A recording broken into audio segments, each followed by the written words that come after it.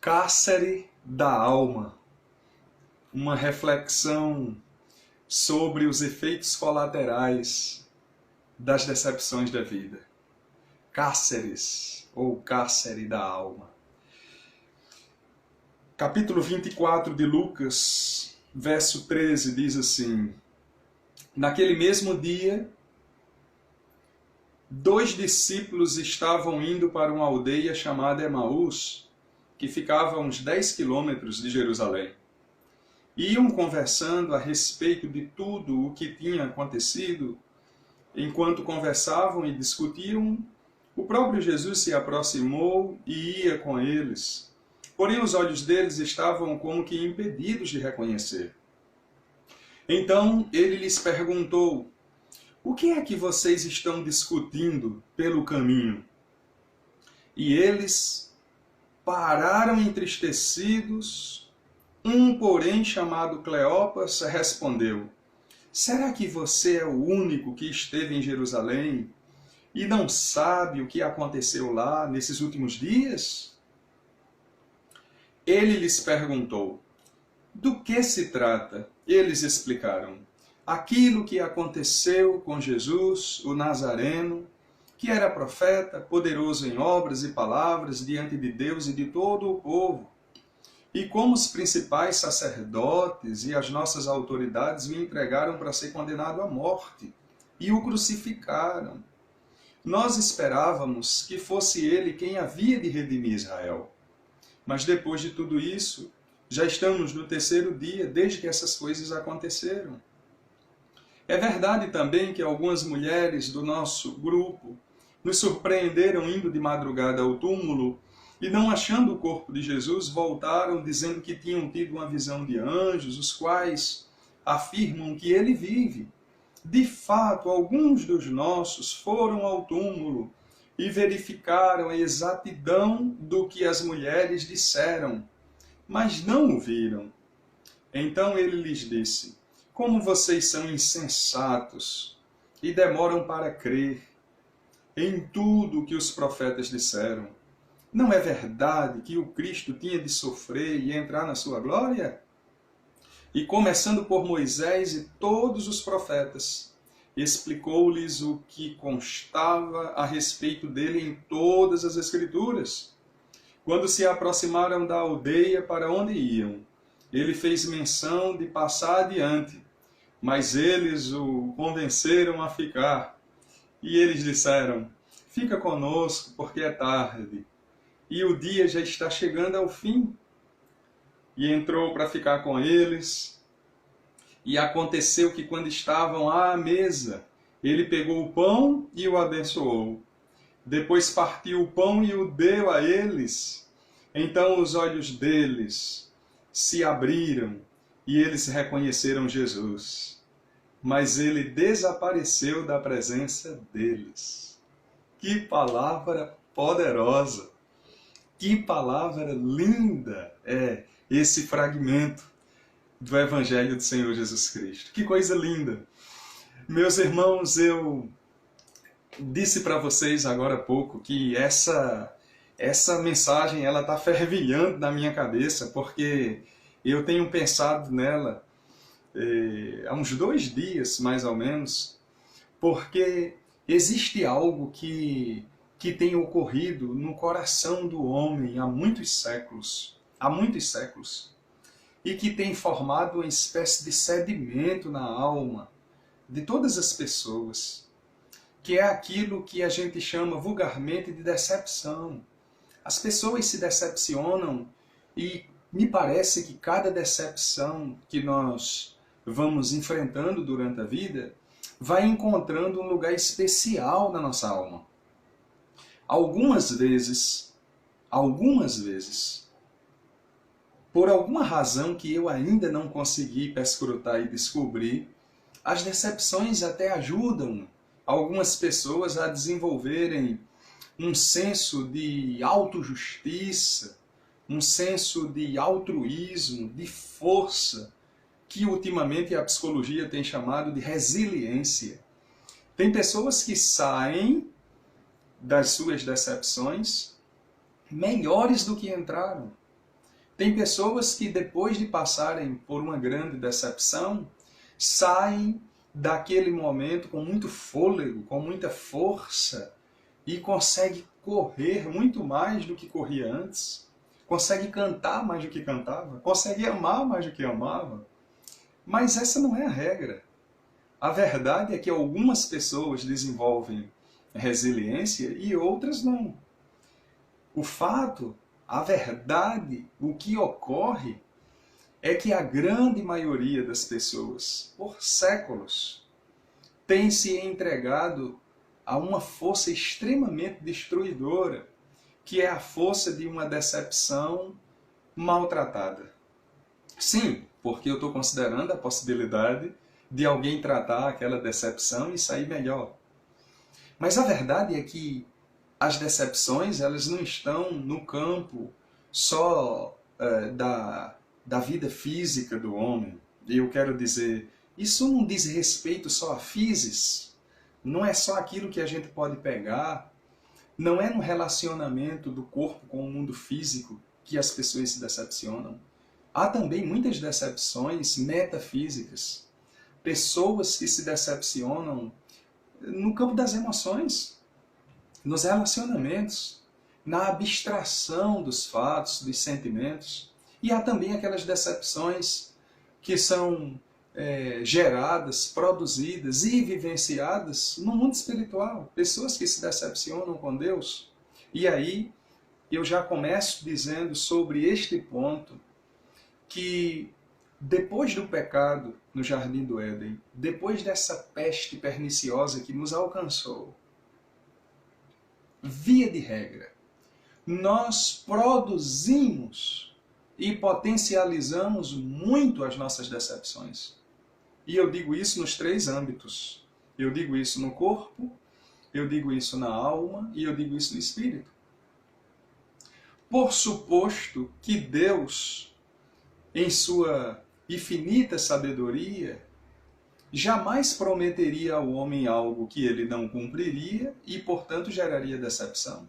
Todas as decepções que porventura venhamos a ter no escopo espiritual são produzidas por uma má compreensão da palavra de Deus. E é muito importante que se diga isso, porque daqui a pouco vamos entrar no texto, mas eu quero que você frise o que eu vou dizer agora. O cárcere que escraviza a alma humana tem uma chave produzida e mantida pelo próprio homem, seja qual for a esfera. Agora, por outro lado, nós temos, desde o século XIX para cá, para ser mais específico, do século XIX para cá, muitas pessoas que se dizem decepcionadas com Deus, porque esperavam que Deus fizesse algo que Deus não fez. Esperava que Deus fosse uma espécie de gênio da lâmpada mágica, que era só esfregar a Bíblia e sairia ali alguém que chamaria o crentinho de amo e faria tudo ao bel prazer de seu peticionante. Na verdade, todas essas decepções, e aí eu faço uma denúncia à irresponsabilidade do neopentecostalismo no Brasil e no mundo. Mas eu estou no Brasil, eu estou na Paraíba, eu estou em João Pessoa, então eu vou falar daqui e agora. Há muitas pessoas decepcionadas com Deus porque ouviram irresponsáveis dizerem que assim disse o Senhor, quando na verdade o Senhor não disse coisa alguma. Ao menos não em relação àquilo. E aqui está o porquê de primarmos tanto pelo estudo da palavra. Por isso que é tão importante conhecermos a palavra de Deus. Porque assim nós não vamos nos decepcionar com Deus, não é? Não faz muito sentido. Mas vamos entrar no texto e eu quero apresentar para vocês, como de costume faço, didaticamente, 3 informações sobre as consequências de manter a alma presa em um cárcere.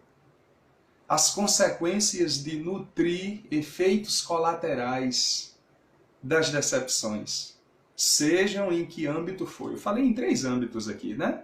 Falei no corpo, falei na alma e falei no espírito. Mas eu quero que você entenda que viver preso num cárcere, ter a alma presa num cárcere, também passa pela falta de compreensão, sobretudo por não conhecer a vontade de Deus. E eu vou entrar já, é só porque eu estou me lembrando de algumas coisas que eu pondero importantes dizer. Jesus disse: errais por não conhecerdes as Escrituras e nem o poder de Deus. Muitas das prisões, reintegro, muitas das prisões que as almas estão, muitas das prisões que a alma humana precisa penitenciar, são produzidas pela falta de conhecimento da vontade de Deus. E aí vem outro texto na mente, que é o Paulo, né? O clássico capítulo 12, verso 1. Eu preciso apresentar o meu corpo em sacrifício vivo, santo e agradável a Deus, como um culto racional, para que eu conheça a vontade dele. Quem conhece a vontade de Deus, irmãos, não tem como se decepcionar com ele. Não tem como se decepcionar. Mas o que é que esse texto fala sobre isso? Esse texto fala de uma grandiosidade da experiência que os discípulos tiveram diante de uma decepção produzida pela falta de entendimento. Falta de entendimento essa que eu já fiz como introito dessa rápida reflexão. Veja o que acontece. Jesus, depois de ressuscitado, aparece aos discípulos no momento anterior a essa narrativa. E Jesus, ele diz assim: olha, vocês permaneçam no lugar de paz. Onde era esse lugar de paz, irmãos? Lugar de paz e Jerusalém. A própria palavra Jerusalém tem essa tradução, lugar de paz, cidade de paz. Jesus disse: fiquem no lugar de paz. Onde foi que Jesus disse isso, José? Lá em Atos, capítulo 1, verso 8. Lembra? Vocês fiquem em Jerusalém, até que do alto sejam revestidos de poder. Como foi que ele disse? Fiquem em Jerusalém. Fiquem no lugar de paz, até que do alto sejam revestidos de poder, e aí vocês possam ser as minhas testemunhas, tanto lá em Jerusalém, no lugar de paz, como em toda a Judéia, Samaria, até os confins da terra. Foi isso que os discípulos fizeram. Ficaram lá em Jerusalém esperando poder? Ficaram no lugar de paz? Não. Eles foram para um povoadozinho que ficava a cerca de 10 quilômetros de Jerusalém, chamado Emaús. Agora veja que curiosidade interessante. Nada na Bíblia é por acaso. Nem o fato de Jerusalém se chamar lugar de paz, cidade de paz, e nem Emaús por se chamar fonte de água quente, ou fonte de água morna. Eles saem do lugar de paz e vão buscar outro tipo de conforto. Sabe por quê? Porque eles não compreenderam o plano de Deus. E quando a gente não compreende o plano de Deus, a gente retroalimenta uma espécie de decepção profunda com tudo que nos acontece. Tudo que nos acontece é motivo para a murmuração, de culpabilizar a Deus, porque eu não entendo o que está acontecendo. Eu pensei que Deus ia me curar dessa doença. Eu pensei que Deus ia me dar uma casa nova. Eu pensei que Deus ia me dar um carro novo. Eu pensei que Deus ia me dar um emprego. Eu pensei que Deus ia restaurar meu casamento.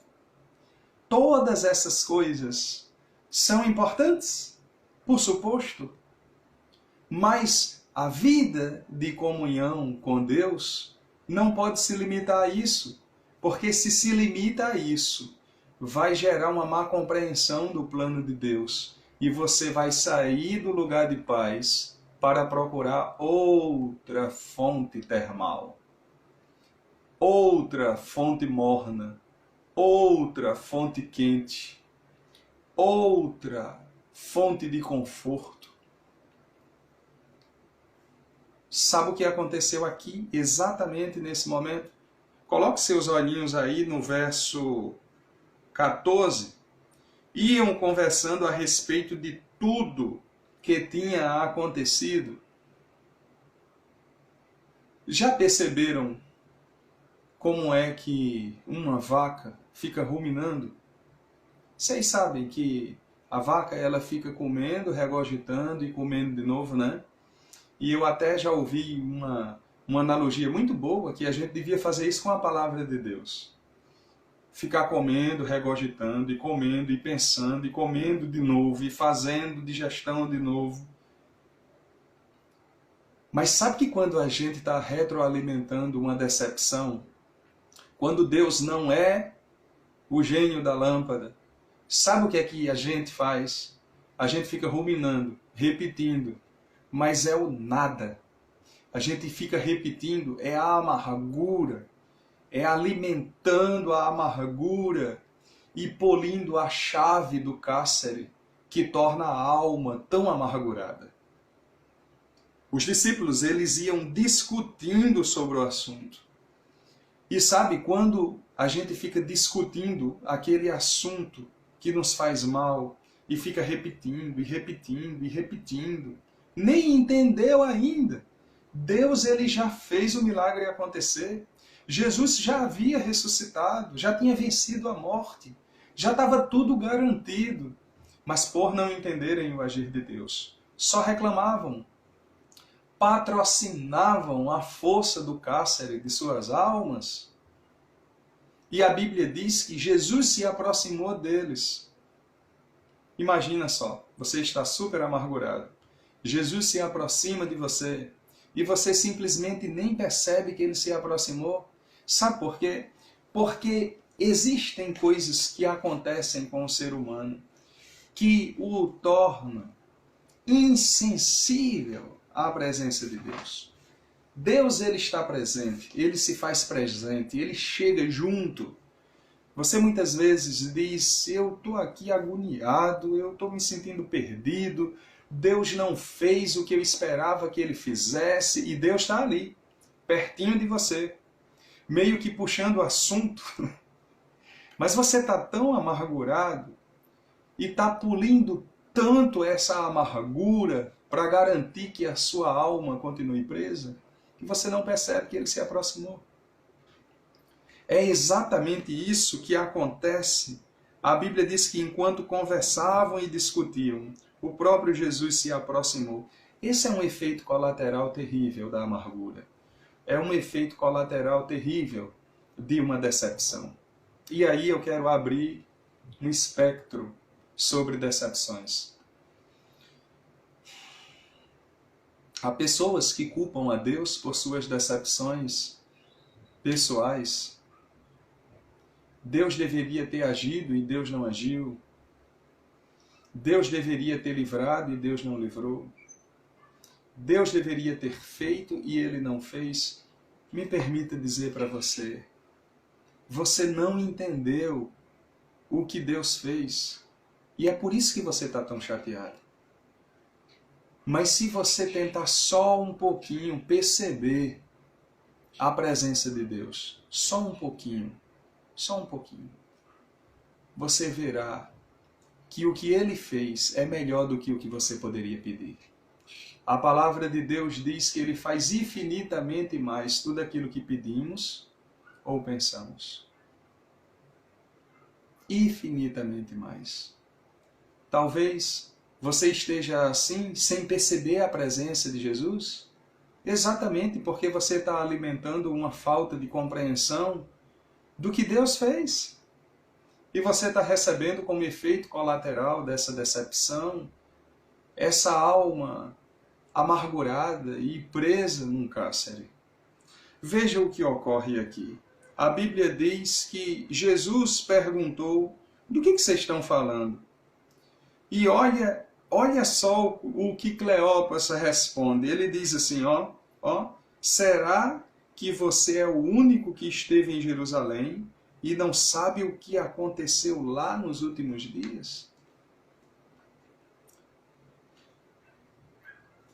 Quando uma alma está no cárcere, ela não apenas não percebe a presença de Jesus, mas ela também não identifica o seu poder. Não identifica. Sabe por quê? Porque limita, repito, Deus a uma posição de alguém que deveria estar apenas à disposição. Disposição para satisfazer as necessidades. Entende? E nessa parte especificamente da história, é interessante porque seria cômico se não fosse trágico. Olhar para Jesus e dizer, você era o único que não estava aqui? Será que você é tão perdido, tão alheio à realidade? Todo mundo soube da história, menos você? Ora, pois, ele não só soube da história, como ele escreveu a história. E às vezes uma pessoa amargurada se coloca na posição de juiz. Você não sabe nada sobre o que ele pode fazer e o que ele faz. Já que as coisas reveladas ele deu aos filhos dos homens, as escondidas o Senhor guardou para si, como está escrito em Deuteronômio 29, 29. O que você sabe é apenas o que ele revela. Mas o que você não sabe, ele tem guardado nele. Capítulo 11 de Romanos encerra dizendo, profundidade das riquezas. É tanto da ciência quanto do conhecimento de Deus, quão inescrutáveis são os teus caminhos. É uma pena que você esteja com a alma tão amargurada, que você não perceba que ele não apenas estava presente, ele não apenas sabe o que aconteceu, como ele escreveu a história e sabe o que vai acontecer. Sabe o que eu vejo nesse texto? É que os discípulos conviveram 3 anos com Jesus. Pelo menos 3 anos com Jesus. E me parece que tudo que eles viram em Jesus, eu estou tomando como referência essa história, foi de Jesus um profeta. Veja, está escrito inclusive, olha, o verso 19 diz assim, eles explicaram aquilo que aconteceu com Jesus o Nazareno, que era profeta. Era o quê? Poderoso em obras e palavras, diante de Deus e de todo o povo. Sabe, irmãos, Jesus não era só profeta. Jesus não era só poderoso em palavras e em ação diante do povo e de Deus. Ele não era só um profeta, ele era o Messias. Ele é o Messias. E é lamentável que a decepção que retroalimenta essa prisão da alma no dia a dia, aqui foi um momento específico, talvez você esteja vivendo um momento de decepção que transformou Jesus apenas em um homem poderoso em palavras, um grande profeta, um grande filósofo, como disse um amigo meu um tempo desses. Gosto de Jesus, ele é o maior filósofo de toda a história. Existe um reducionismo em palavras como essas.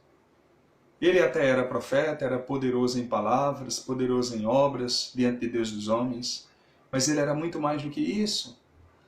E a angústia, a tristeza, a decepção mitigam o poder do relacionamento de uma pessoa com Deus. A decepção, a angústia, a alma escravizada, ela diminui a força de um relacionamento com Deus. E é por isso que precisa de cura. É por isso que precisa de cura.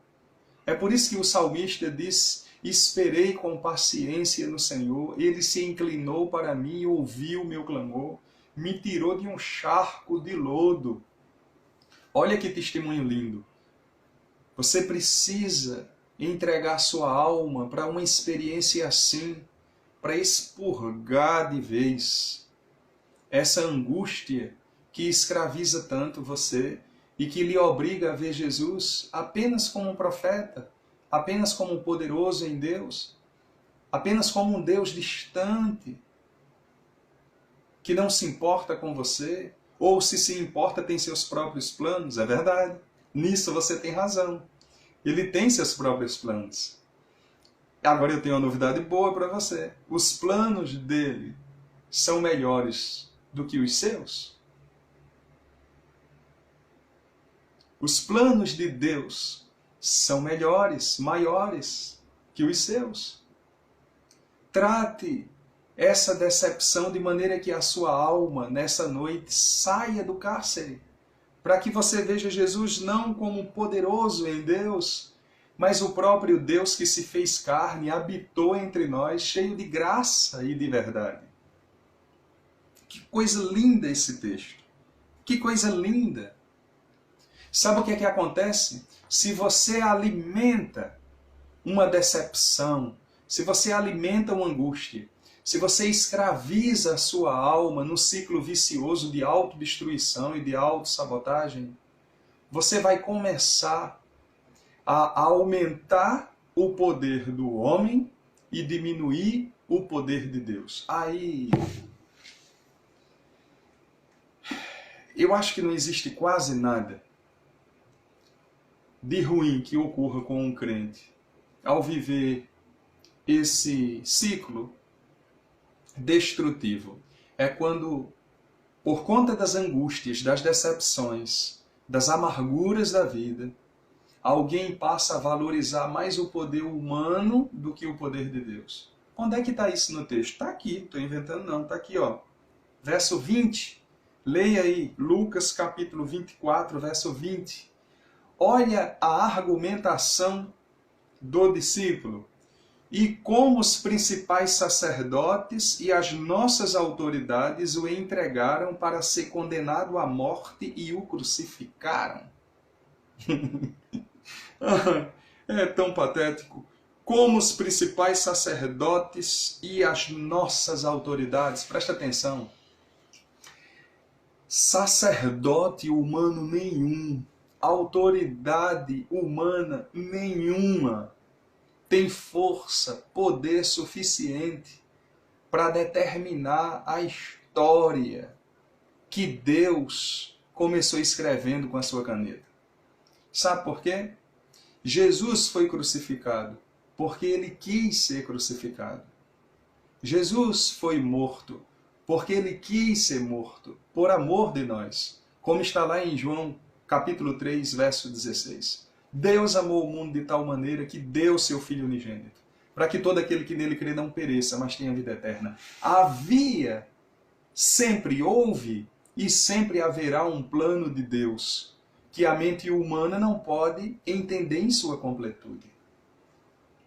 Agora, quando alguém alimenta a angústia, a decepção, a vergonha, a ignomínia das desgraças da vida, quando alimenta essa coisa imunda que é um sofrimento que fica se alimentando dele mesmo, nesse ciclo de autossabotagem, logo, esse alguém diminui o poder de Deus e aumenta o poder das autoridades humanas. Interessante. Alimenta, inclusive, o poder da religiosidade. É possível, está na Bíblia, não estou inventando nada. Verso 20. Principais sacerdotes. Olha, eu queria muito. A gente pensou que era ele que ia libertar a gente. A gente estava crendo que era ele. Mas os principais sacerdotes, deixa eu fazer uma aproximação para o século 21. É como se você chegasse para Deus, Deus está falando para você sobre sua angústia, mas sobre a história que está nas mãos dele. E você diz, Deus, mas o senhor não entende. O senhor não entende, eu acho que o senhor não estava aqui, o senhor não viu. O pastor falou, a liderança da igreja falou, os principais da igreja, os principais sacerdotes, junto com as autoridades, já determinaram. Nota de rodapé. Eu não estou ensinando ninguém aqui a fazer motim, tá? A insurreição, a desobediência, a rebeldia, misericórdia, está repreendida em nome de Jesus. Rebeldia é coisa do diabo, viu? Não estou ensinando ninguém a se rebelar contra a autoridade. Eu só estou dizendo que algumas vezes, quando alguém está entregue à angústia, à decepção, quando a alma está amargurada, esse alguém às vezes deixa de ouvir a Deus e passa a ouvir uma liderança religiosa, seja ela qual for. E isso é um grande problema. Porque ninguém tem as palavras de vida eterna tal como ele tem. Ninguém tem. Nenhum pastor tem. Lembra de Pedro? Lembra? Lembra daquela história que Jesus está lá e algumas pessoas começam abandonando, debandando. E Jesus olha para os discípulos e Jesus diz assim, olha, é o seguinte, cocada de coco do coqueiro da praia. Comigo é assim, é por aqui. A linha é essa aqui. Estou parafraseando aqui, viu? Comigo é assim, vocês vão querer ficar comigo ou vocês vão embora? Vocês não querem ir embora também, não? Aí Pedro diz o quê? Para onde nós vamos, se só tu tens a palavra de vida eterna? Essa leitura, essa concepção de Pedro, essa coisa que ele entendeu linda, é uma coisa que a gente precisa ter todas as vezes que a gente está angustiado. Quando a nossa alma está sendo jogada no calabouço, no cárcere da existência. E a gente quer pensar na possibilidade de diminuir o poder de Deus, a ação de Deus, para se entregar à loucura da autoridade humana, quer seja política, quer seja religiosa. Está aqui. É a nossa bússola, regra de prática e fé. Para onde você vai, se só Ele tem as palavras de vida eterna? Para onde você vai? É tão interessante, tem um poeta floripano do século XIX que eu gosto muito, que é o Cruz e Souza. Ele era conhecido como o Dante negro, Cisne negro também, como costumavam chamar. E ele escreveu um poema chamado Cárceres da Alma. Eu me lembrei disso agora, super interessante. Tem uma fala nesse poema que ele diz o seguinte, que o homem anda preso nesse cárcere, mas mesmo sendo preso, de longe ele fica angustiado para ver coisas grandes como o céu, a terra, a grandiosidade das coisas. Sabe o que é que acontece? Dante Negro tinha razão. As pessoas que têm a alma amargurada e presa no cárcere, ficam olhando pela janela do cárcere as grandiosidades que Deus pode fazer. E não toma posse disso, porque a amargura é a chave que fecha aquele cárcere. Como esses discípulos aqui. Veja que até pensaram na religião. Os principais. Verso 21. Olha o texto da decepção. Nós esperávamos que fosse Ele quem havia de redimir Israel. O que é que você espera de Deus, hein? Me diga. Diga aí. Diga daí. O que é que você espera de Deus? O que é que você está esperando de Deus? Por que você segue a Deus? Por que você está esse tempo seguindo Jesus? Que tipo de coisa você espera dele?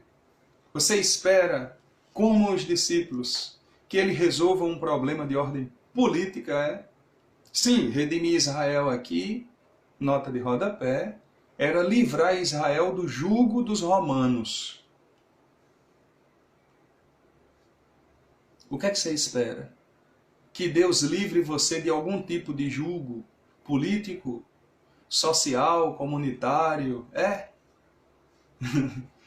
Deixa eu lhe dizer, o que Deus tem para lhe oferecer ultrapassa os limites de uma remissão política. E foi isso que os discípulos não entenderam. E o texto continua. Eles dizem, e hoje, só para concluir a história deles, eles dizem, e hoje já é o terceiro dia, verso 21.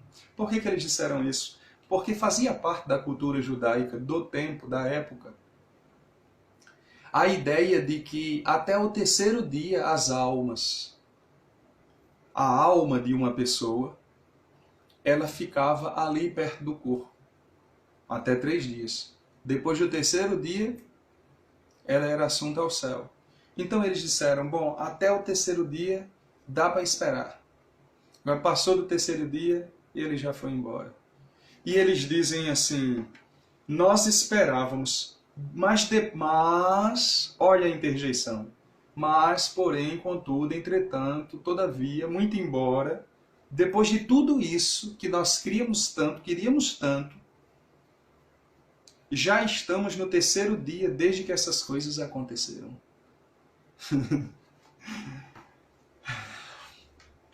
Sabe que às vezes a gente tenta alimentar o nosso relacionamento com Deus com base em crendices. Bom, até o terceiro dia dizem que ainda dá tempo, mas hoje já é o terceiro.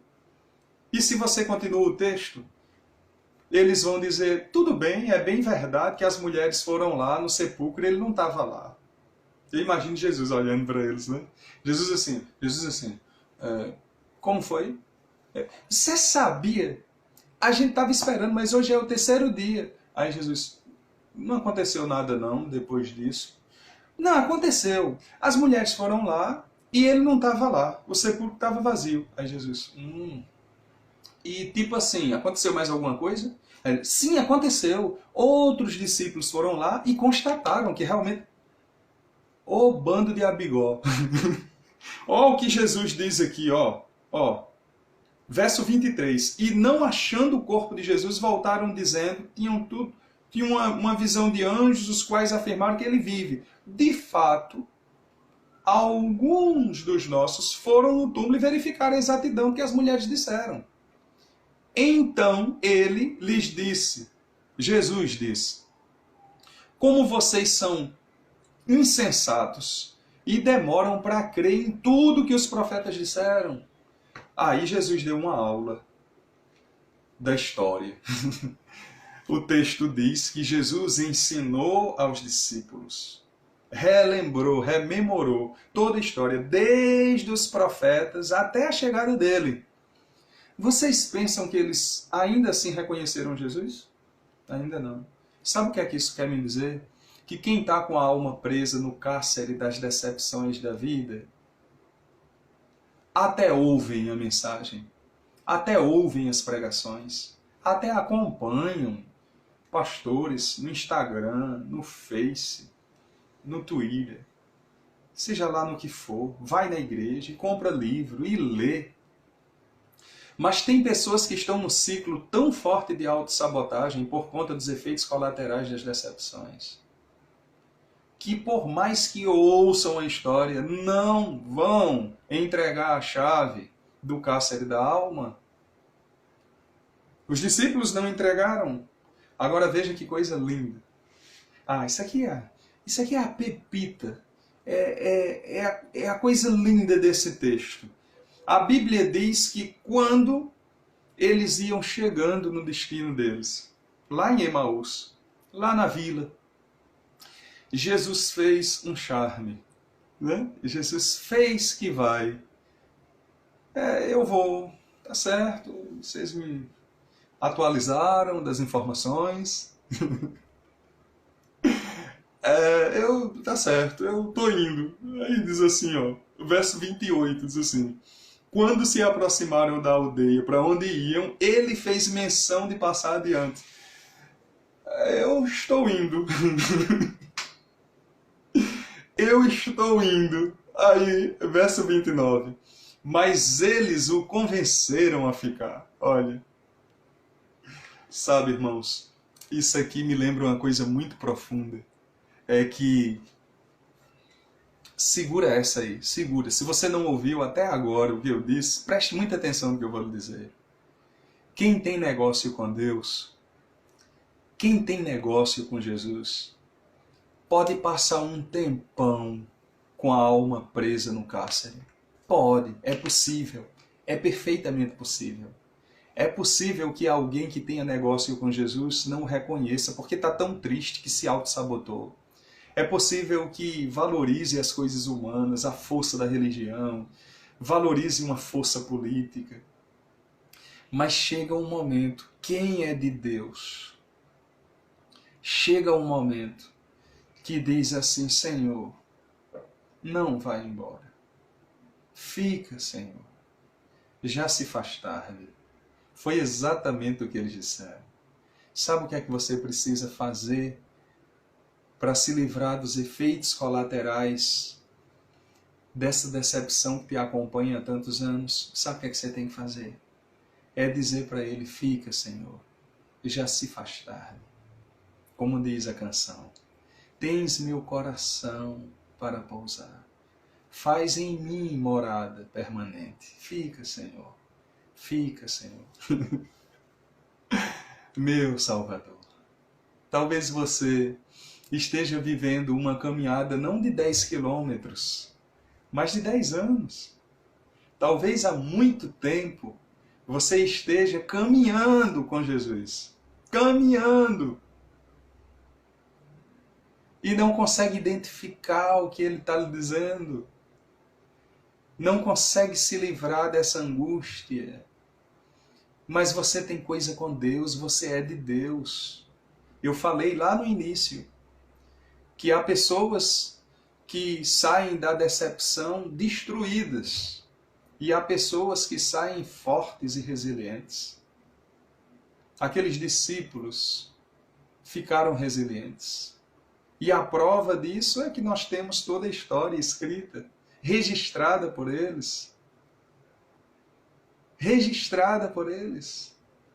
Deixa eu lhe dizer, se você está angustiado, angustiada, chegou o momento de você abrir o cárcere da sua alma e dizer, fica, Senhor, já se faz tarde.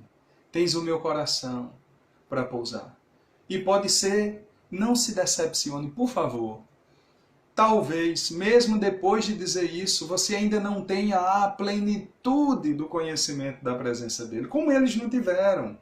Jesus ficou, mas Jesus ficou e eles ainda não desfrutaram da presença total de Jesus. Sabe quando foi que eles desfrutaram da presença total de Jesus e sua alma? Cada um teve a sua alma livre do cárcere, da angústia. Sabe quando foi? No partir do pão. Sabe o que significa isso? É na comunhão com Jesus. É na comunhão com Jesus. É caminhando com Jesus. É bebendo, é comendo, é sentindo a presença de Jesus. Que você vai reconhecê-lo como seu Senhor. Não é conversando distante, contando uma história. Não é vivenciando uma angústia distante. Não é apenas ouvindo um pouquinho dele também, mas é comendo com ele, se alimentando da palavra dele. Cárceres da alma. Você precisa se livrar dessa coisa toda que formou uma sintomatologia, né? Você tem sintomas. São efeitos colaterais dessa angústia. Você precisa se livrar disso para viver a plenitude daquilo que Deus tem para você. E aí você vai fazer, sabe o quê? Você vai sair da sua Emaús, da sua cidade, da sua fonte morna, e você vai voltar para a cidade de paz. Vai para Jerusalém. Eu não sei qual é a sua Jerusalém. Mas você vai voltar para a sua Jerusalém com a sua alma livre, sarada. E lá você vai ser cheio do poder do Espírito Santo, cheia do poder de Deus, para ser uma testemunha, em qualquer lugar que você vá. E simultaneamente, tanto em Jerusalém, como em toda a Judéia, Samaria, até os confins da terra. Eu não sei qual é a sua Jerusalém, eu não sei qual é a sua Samaria, mas eu sei que o plano de Deus é que a sua alma seja livre dessa angústia e dessas decepções. Que Deus em Cristo nos abençoe. Amém.